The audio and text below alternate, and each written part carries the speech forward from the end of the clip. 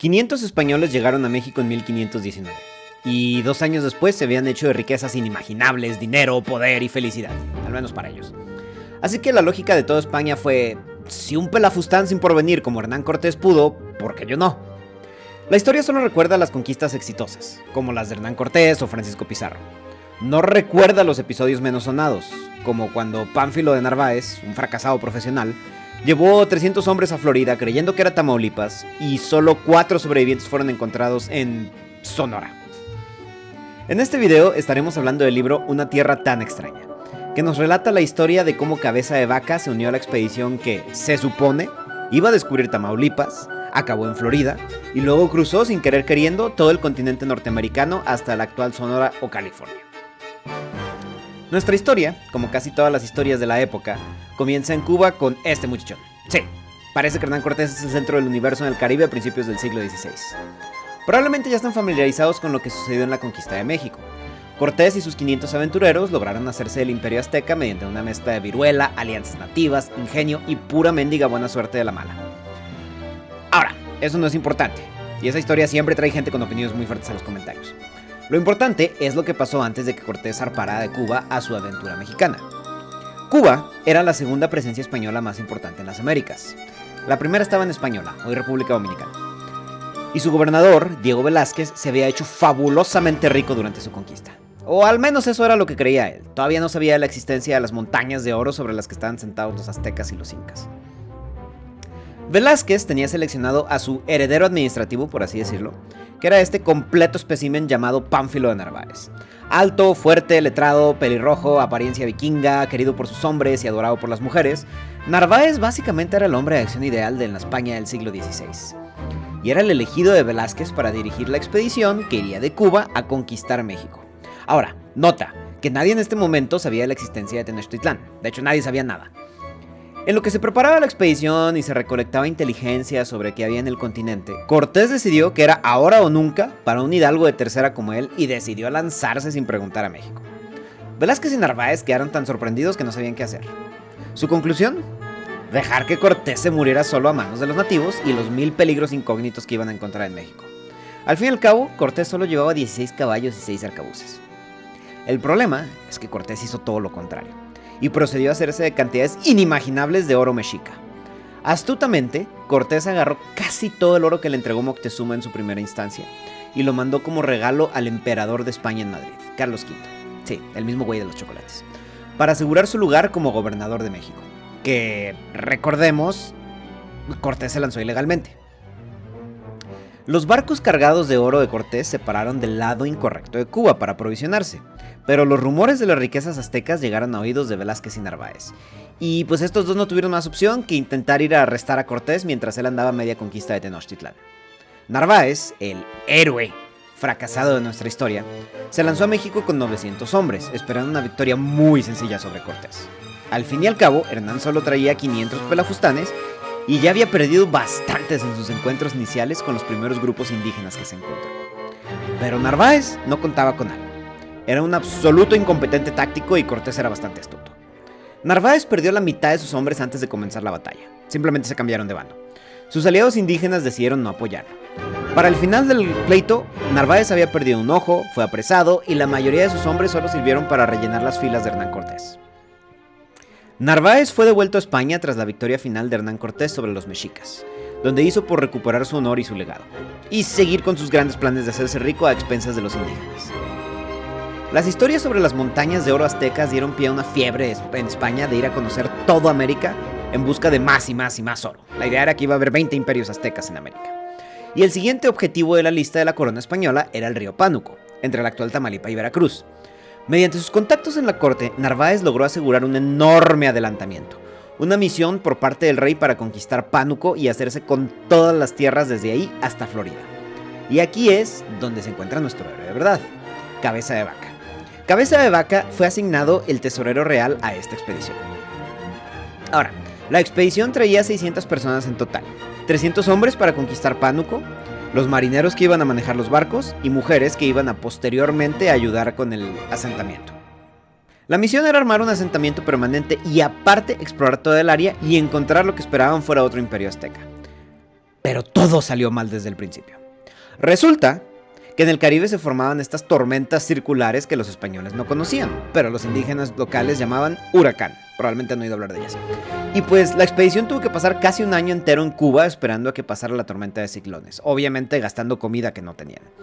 El principal problema en realidad era que nadie conocía propiamente las costas del Caribe o del Golfo de México. Los pilotos experimentados con esa zona valían su peso en oro, y Narváez no tenía tanto oro. Así que trajo timoneles de segunda para sus barcos. Y como lo barato sale caro, pues a Narváez le salió bastante cara esa decisión. En lo que probablemente es una de las hazañas de desconocimiento geográfico más grandes de toda la historia. Los pilotos de la expedición navegaron hacia Tamaulipas, acabaron en Florida y con infinita confianza le avisaron a Narváez que ya estaban en la boca del Pánuco. La realidad es que estaban en Tampa Bay. La playa es opuesto a la playa que tenían como destino. El sol sale por otro lado. ¿Qué fregado estaban pensando? Bueno, no importa.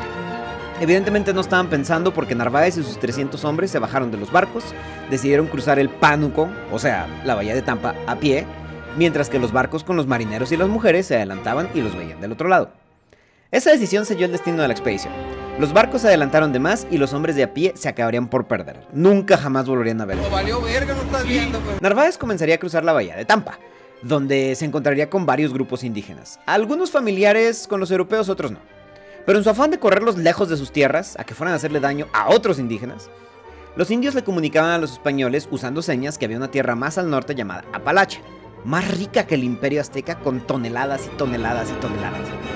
Mira que ni a los mismos gringos les gusta ir a Alabama, pero era exactamente donde estaban mandando a los españoles. En lo que se convirtió en una profecía de esas que se cumplen solas, los españoles llegarían a cada poblado indígena exigiendo que les dijeran si en Apalache había mucho oro y si estaba al norte. Y pues los indígenas, nada mensos, les dirían, sí hay una Apalache, está llena de oro, por favor váyanse para allá. Así que para allá iban los españoles. Ahora, generalmente los indígenas sabían lo que estaban haciendo. No solo mandaban los españoles lejos de sus chozas, los mandaban a otras tribus que les caían mal para que fueran a molestarlos a ellos. Así, tras un duro invierno, lleno de durezas, hambre, frío, los españoles finalmente llegaron a la famosísima Apalache. Las historias indígenas les habían exagerado tanto, usando ridículas expectativas españolas, que Narváez y su gente estaban esperando encontrar un Tenochtitlán turbocargado. La realidad es que encontraron un pueblo lleno de chozas ligeramente más grandes que los últimos 10 pueblos llenos de chozas que habían encontrado. Después de una travesía tan dura, sin comida y con demasiado frío, los españoles se desmoralizaron al punto de la desesperación. Los indígenas locales no tenían nada de oro. Sus más valiosos, eran unos cuantos cachivaches de cobre. Y aquí es donde la expedición, de ser un fracaso, se vuelve una tragedia. Ya habían muerto 60 hombres, pero Narváez y los 240 restantes comenzaron el camino de regreso a la costa.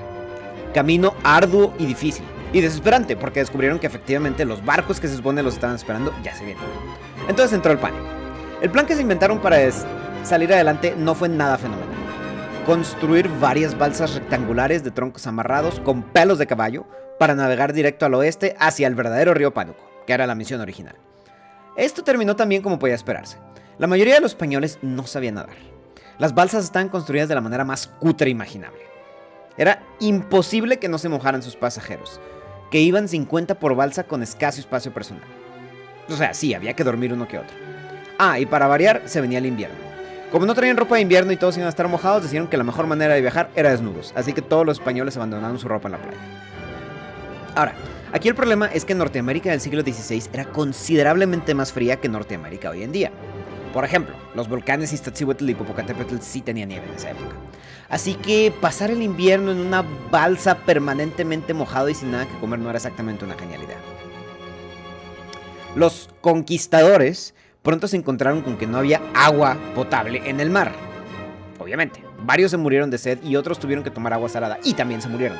Muchos más también se murieron de hambre. Algunos se aventuraban a la costa y los indígenas, viéndolos completamente indefensos, aprovechaban para matarlos y quitarles las pocas cosas que le quedaban, que literal era nada. Tras 4 meses de navegar en esas balsas, sí, ¿te imaginas vivir 4 meses así? La flotilla llegó cerca de Texas, donde una enorme tormenta acabó de hundir a la mayoría de los sobrevivientes, incluyendo al héroe de nuestra historia, Narváez. Solo 80 hombres lograron llegar a tierra en las islas de Galveston, Texas, cerca de Houston, entre ellos Cabeza de Vaca, Dorantes, Castillo y un esclavo de Marruecos llamado Estebanico. Son importantes porque, les voy arruinando el final, son los únicos sobrevivientes de la historia. En Galveston, los 80 náufragos encontraron un grupo amigable de indígenas que los arroparon, los llevaron a sus chozas, les dieron agua y comida. Todo muy bonito, hasta que terminó de entrar el invierno de lleno. Entonces, los indígenas, que estaban esperando que los españoles fueran cazadores competentes y pudieran sacar ostras y otras habilidades necesarias para sobrevivir en Galveston, se dieron cuenta que habían metido 80 completos inútiles a su pueblo.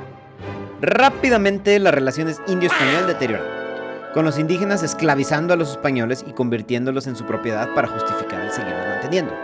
A los españoles se les dio las tareas más duras y meniales, como excavar hoyos y trincheras con manos y descortezar árboles también con las manos. Durante su captividad a manos de los indígenas capoques, la mayoría de los sobrevivientes murieron, de hambre, del maltrato de sus amos o de una combinación de ambas.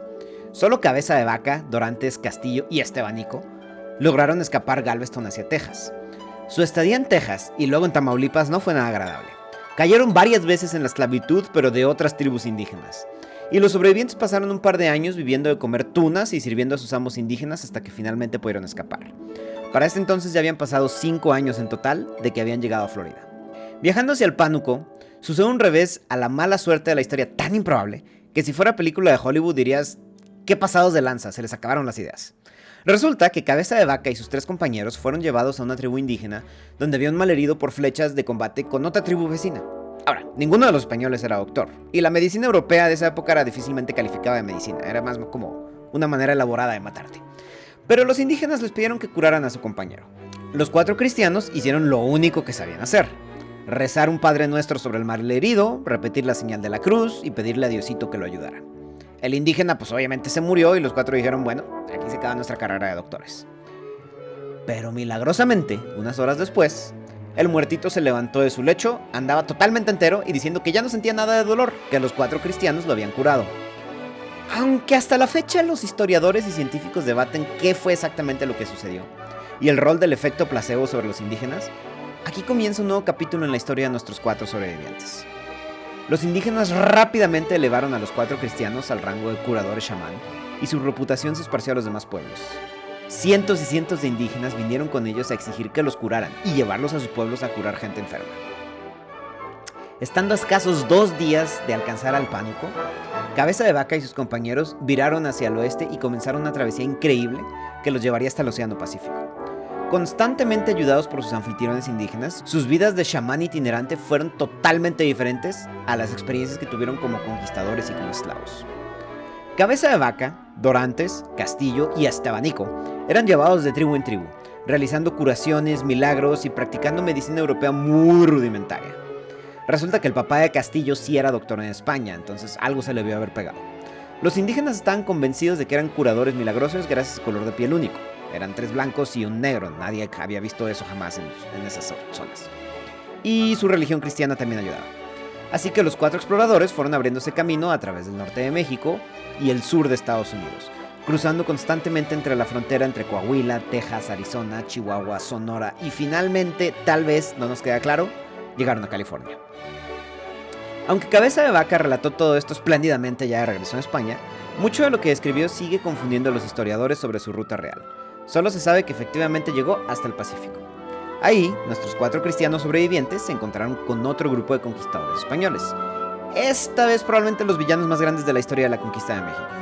Esclavistas al servicio de Nuño Beltrán de Guzmán. Cabeza de Vaca, Dorantes, Castillo y Estebanico cambiaron brutalmente sus actitudes hacia los indígenas y América en general a lo largo de sus viajes, convencidos de que eran los enviados de Dios para formar un reino de los cielos de este lado del mundo, donde españoles e indígenas convivirían en paz y hermandad fraterna. Nuño Beltrán de Guzmán era un conquistador innecesariamente brutal en sus métodos, y su fuente de riqueza no era el oro, eran los esclavos.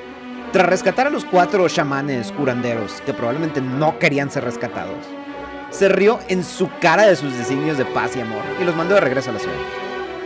Aunque fueron celebrados como héroes, 10 años después del último contacto con la expedición original de Narváez, nadie tomó en serio sus súplicas de que los indígenas fueran tratados humanamente. Cabeza de Vaca, como tesorero real, fue enviado de regreso a Madrid a rendir cuentas de todo el viaje ante su majestad imperial. Dorantes y Castillo se convirtieron en ricos hacendados en la Ciudad de México, y Estebanico, el esclavo de Marruecos, fue reclutado para dirigir una expedición religiosa, con puro fraile, sin conquistadores, a las tierras donde había sido un chamán curandero. Pero se tornó avaricioso, le faltó el respeto a muchos indígenas y pues acabó lleno de flechas indígenas. La expedición de Cabeza de Vaca fue un hito en la exploración de Norteamérica. Una historia inverosímil que en verdad sucedió.